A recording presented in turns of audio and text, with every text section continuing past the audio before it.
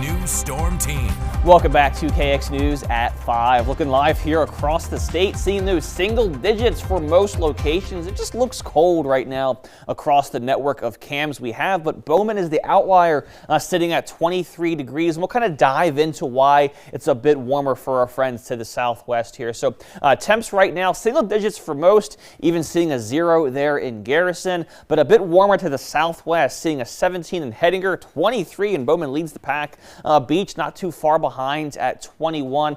Let's try to figure out what's going on down there. So this is the winds, obviously pretty light overall, sitting at 5 to 10 for most locations. But look at the direction here. So we can almost pick out the basic clockwise rotation here with these winds coming in from the west across the western tier, kind of becoming almost more southwesterly as we get back towards Steele and towards Linton. That's because there's an area of high pressure pretty much parked right about there or so. And so because Bowman and Baker and Beach, they're a bit closer to the center of the high, they're not quite feeling the effects that the rest of us are a bit further away there from that center. As far as the wind chills right now, seeing some teens below 0, pretty much towards the northwest and towards the southeast here, as you can see. Feels like 7 below in Harvey, even a positive 10 though again for our friends there in Hettinger. And as I said, that high is basically over Wyoming and towards Rapid City right about now. So the winds closer to Bowman, more out of the west as opposed to the northwest, as you can kind of see pretty much elsewhere, helping to keep you just a little bit warmer than the rest of the region. But as we get into tomorrow, this warm fronts will push on through. We should see the return perhaps of some low 30s by Tuesday afternoon. That'll feel quite warm compared to today and compared to yesterday as well, but chillier again as we'll see as we go into Wednesday. As far as tomorrow morning is concerned, these lows will actually get warmer after midnight. So from midnight to 6 a.m.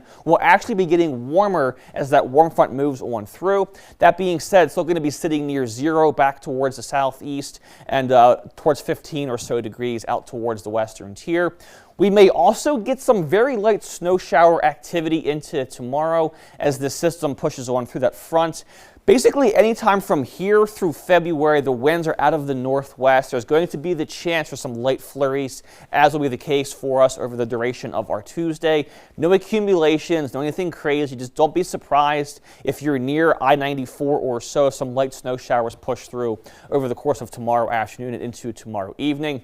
And tomorrow's highs, as I said, going to be near 30, perhaps even above freezing for our friends to the south out towards the west. But don't get too used to this. Back to near 5 degrees or so, we think, as we get into Wednesday. So here's Williston's next 5. As I was saying, tomorrow 32 with a low of -8, and then just 5 for the forecast high for Wednesday. But we should moderate a bit, though, as you can see by Tuesday and Wednesday. Winds tomorrow 30 to near 40 miles per hour possible, so a bit chilly, though, even with that wind chill effect coming on in. And Dickinson tomorrow, a high of 33, a 40% chance of a snow shower or 2.